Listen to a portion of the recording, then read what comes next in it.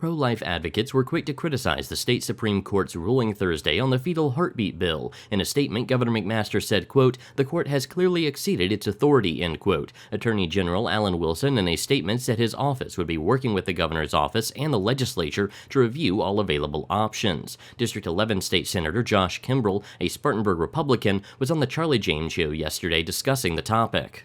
They have created a constitutional crisis because we have a House and a Senate under the Constitution of this state, and we're the lawmakers, and we're elected by the folks. And the people have been very clear that they want some significant protections for life. Now, there's been a lot of debates over how far that will go. There's been a lot of different opinions. But the vast majority of South Carolinians do not support where the state Supreme Court came down on this. They picked a number out of the air. Kimbrell, who serves on the Senate Judiciary Committee, was a guest yesterday on the Charlie James Show. You can hear Charlie's complete interview with Senator Kimbrell, as well as comments from State GOP Chairman Drew McKissick on our website, 1063word.com.